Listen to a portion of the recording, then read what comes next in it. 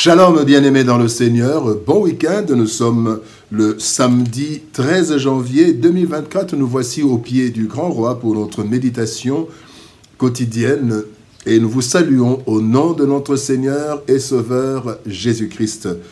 Nous allons lire un texte pour notre méditation du week-end dans les psaumes, psaume 27 verset 4.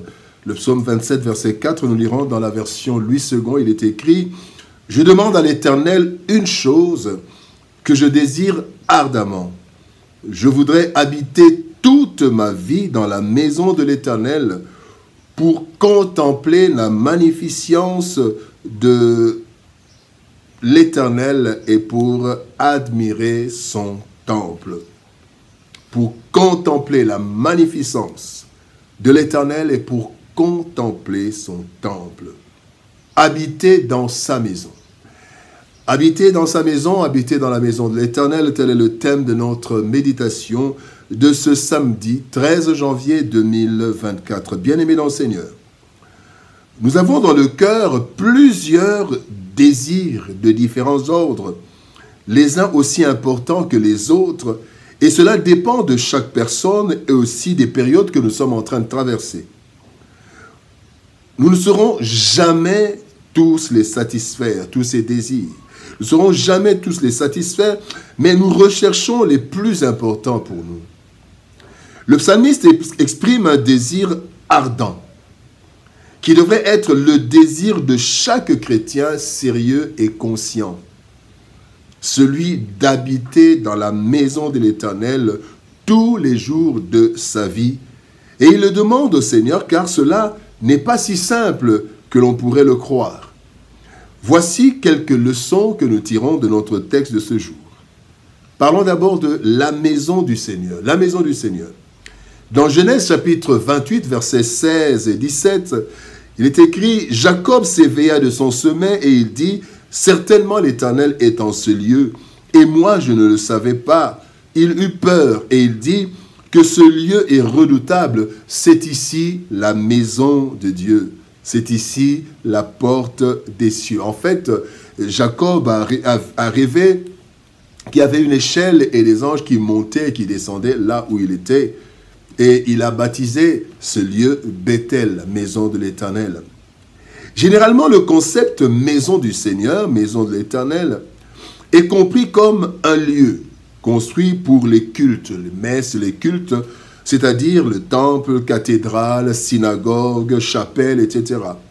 Cependant, le Seigneur lui-même dit qu'il n'habite pas des maisons construites par les hommes. Selon Actes des Apôtres, chapitre 7, versets 48 à 49, il est dit: le Très-Haut n'habite pas dans des maisons construites par les hommes. Il a dit cela par le prophète: le ciel est mon siège royal et la terre est le lieu où je pose mes pieds. La maison de Dieu symbolise donc sa présence. Pas le bâtiment, mais sa présence. Et cela partout, puisque Dieu remplit l'univers, selon Jérémie 23, 24. Cependant, la présence de Dieu se manifeste dans deux cas particulièrement selon les Écritures. Matthieu 18, 20, il est dit: là où 2 ou 3 sont assemblés en mon nom, je suis au milieu d'eux. Quand les personnes, les frères, les sœurs se rassemblent, ce soit pour un culte, un temps de prière, Dieu est là et aussi se manifeste. Matthieu 6, 6, il dit: quand tu pries, entre dans ta chambre, ferme ta porte et prie ton Père qui est là dans le lieu secret, et ton Père qui voit dans le secret te le rendra. La maison du Seigneur est donc tout lieu de rencontre intime entre Dieu et son enfant ou ses enfants. C'est en fait la présence de Dieu manifestée par la communion entre le Père et ses enfants et son enfant. Tel est le désir du psalmiste et l'expérience de Jacob à Bethel. Deuxième leçon, habiter tous les jours de la vie. Dans Matthieu 28, verset 20, il est dit: et voici, je suis avec vous tous les jours jusqu'à la fin du monde. C'est le Christ qui parle. Le psalmiste veut faire de la présence de Dieu une demeure, un lieu d'habitation. Pas une chambre d'hôtel ou d'auberge où on est de passage de temps en temps, comme plusieurs chrétiens. C'est le drame de plusieurs chrétiens bien-aimés. Chrétiens le jour, chrétiens le week-end, et le reste du temps, tout sauf chrétiens. Chrétiens dans les temps difficiles, et lorsque le ciel est bleu, l'église ou la prière devient un accessoire ou juste un devoir moral. Bien-aimés, ici, le psalmiste dit, il veut habiter dans la maison du Seigneur. Ce que nous devons, bien-aimés, savoir, ce que nous devons faire, c'est que, nous devons habiter. Faire de la présence de Dieu une demeure où que nous soyons, comme le dit 1 Corinthiens 10, 31, soit donc que vous mangiez, soit que vous buviez, soit que vous fassiez quelque autre chose, faites tout pour la gloire de Dieu, du lundi au dimanche, 24 heures sur 24, nous devons habiter dans la maison du Seigneur. Et tous les jours veut dire, ne soyons pas des chrétiens du dimanche ou des retraites. Faisons de la présence de Dieu une habitation, un désir, notre adresse, notre demeure. Hébreux 3,13 dit, mais exhortez-vous les uns les autres chaque jour, aussi longtemps qu'on peut dire aujourd'hui, afin qu'aucun de vous ne s'endurcisse par la séduction du péché. La séduction du péché est là, les dangers sont là. Habitons dans la maison du Seigneur. Cela n'est pas une simple affaire, bien-aimés, car l'ennemi, la chair et le monde s'opposent à de telles résolutions. Voilà pourquoi nous devons le demander ardemment au Seigneur, qui par la puissance du Saint-Esprit et par sa grâce, nous rendra capables d'habiter dans la maison du Seigneur. Pas d'avoir un temps de passage, mais d'habiter. Troisième leçon, gloire et sécurité. Le psaume 16, verset 11 nous dit, « Il y a d'abondantes joies devant ta face, des délices éternelles à ta droite. » Dans la maison du Seigneur, le psalmiste veut contempler la magnificence de l'Éternel.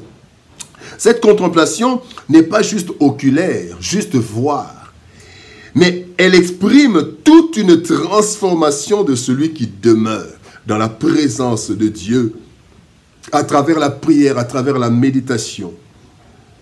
Il est dit dans 2 Corinthiens chapitre 3 verset 18, « Nous tous qui, le visage découvert, contemplons comme dans un miroir la gloire du Seigneur, nous sommes transformés en la même image de gloire en gloire, comme par le Seigneur l'Esprit. » Habiter tous les jours dans la maison du Seigneur est donc l'expression d'un désir ou d'un besoin de transformation réelle dans ce monde corrompu, afin de ressembler de plus en plus à Dieu, ressembler plus à Dieu que ressembler au monde, et d'être sécurisé par l'armée la plus sûre, l'armée céleste et invisible, invincible.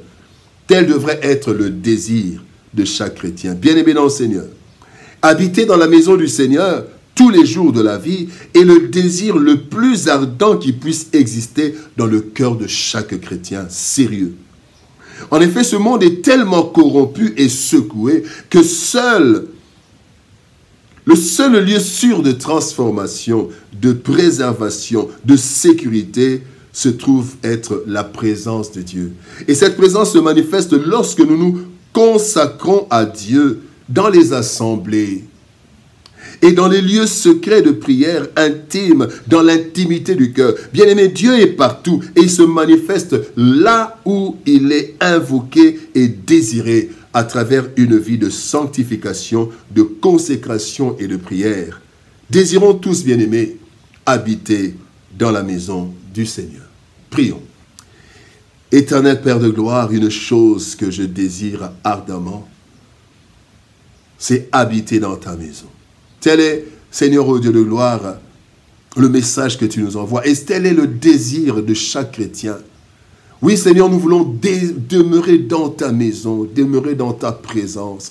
Cela n'est pas facile avec tout ce que nous vivons, mais Seigneur, c'est pourquoi nous venons auprès de toi. Aide mon frère, aide ma soeur, aide-moi à habiter dans ta maison, à contempler ta magnificence. Ainsi, nous serons en sécurité et nous serons transformés afin de te ressembler plus que de ressembler au monde. Oh, combien d'entre nous nous ressemblons au monde plus qu'à Dieu.